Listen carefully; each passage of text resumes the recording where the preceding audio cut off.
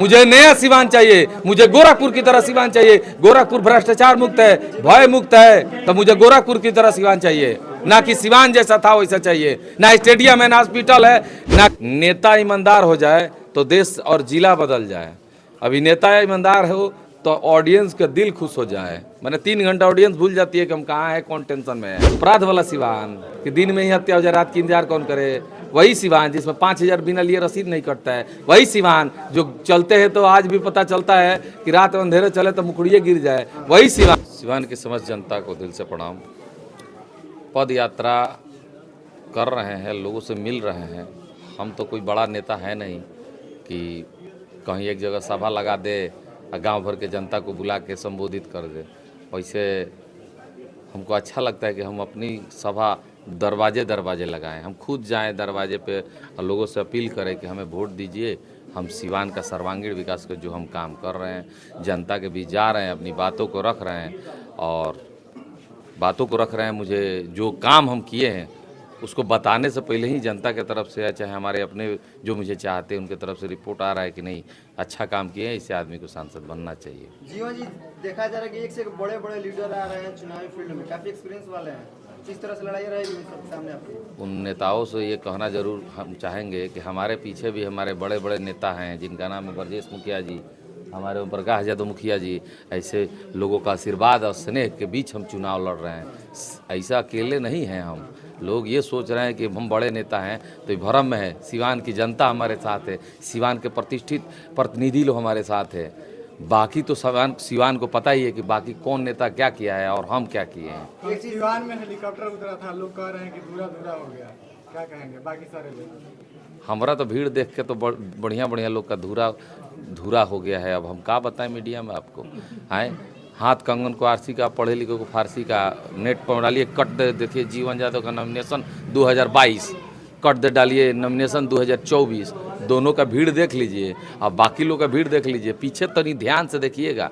किसी भी नेता के आने में पीछे देखिएगा कि 500 कुर्सी में 200 कुर्सी खाली रहता है।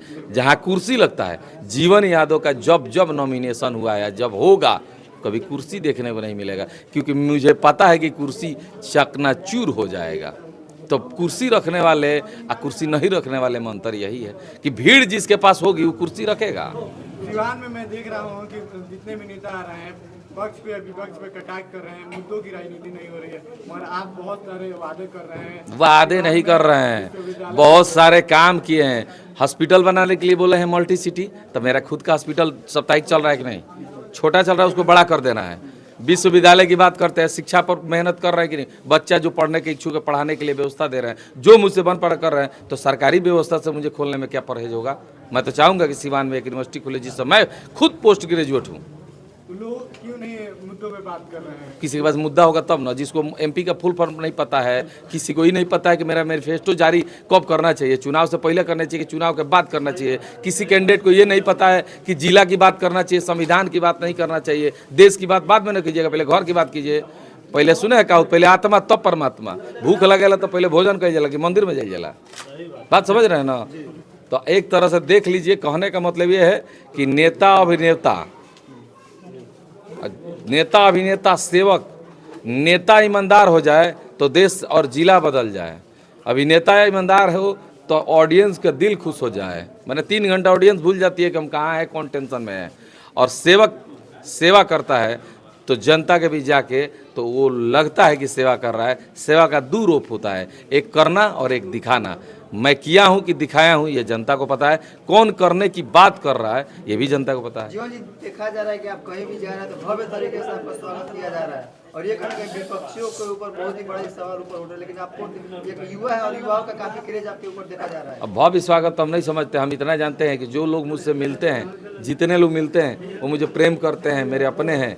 हम हमेशा अपने जिला के बीच बने रहेंगे। अगर चुनाव में जीत जाता हूँ 4 जून को, तो ये सत्य बात है कि सिवान का सर्वांगीण विकास होगा, भय मुक्त, अपराध मुक्त, भ्रष्टाचार मुक्त सिवान बनेगा। विपक्ष वाले बता रहे हैं कि मेरा कोई विपक्ष नहीं है। विपक्ष वाले बता रहे हैं कि गोरखपुर हमको नहीं चाहिए, हमको सिवान ही चाहिए, अच्छा सिवान चाहिए। सिवान ही चाहिए, अपराध वाला सिवान कि दिन में ही हत्या हो जाए, रात की इंतजार कौन करे।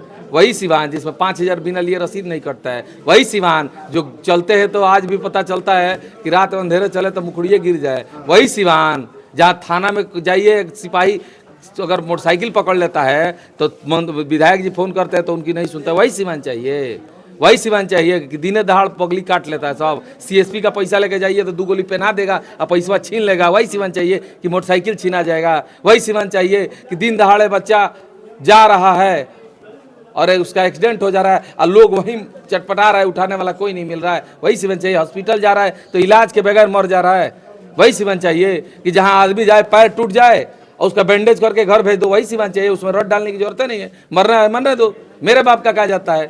आप बदलते हैं अगर आते हैं तो? मैं बदलूंगा इसीलिए आया हूँ, मैं बदलूंगा इसीलिए आया हूँ। यही सिवान जिसको चाहिए तो सिवान की जनता उससे पूछे कि तुम क्यों आए हो, तुम्हें आने की क्या जरूरत है, उसे आने दो ना जो सिवान बदलने आया है, जो सिवान की व्यवस्था बदलने आया है, जो भ्रष्टाचार मुक्त सिवान बनाने आया है, भय मुक्त सिवान बनाने आया है, वही सिवान जिसको चाहिए जनता उसे सिखाए कि वही सिवान क्यों चाहिए। मुझे नया सिवान चाहिए, मुझे गोरखपुर की तरह सिवान चाहिए। गोरखपुर भ्रष्टाचार मुक्त है, भय मुक्त है, तो मुझे गोरखपुर की तरह सिवान चाहिए, ना कि सिवान जैसा था वैसा चाहिए। ना स्टेडियम है, ना हॉस्पिटल है, ना विश्वविद्यालय है, कोची है सिवान में, कुछ तो नहीं है, वही सिवान चाहिए। एक स्टेडियम बना तो उसका रिपेयरिंग नहीं हुआ, एक इंदौर स्टेडियम में तो झड़ के गिर गया है।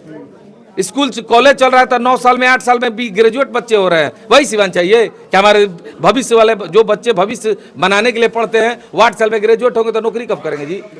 ग्रेजुएट होकर सब्जी बेचेंगे, ग्रेजुएट होकर जाकर लोहा पीटेंगे, वही सिवान चाहिए।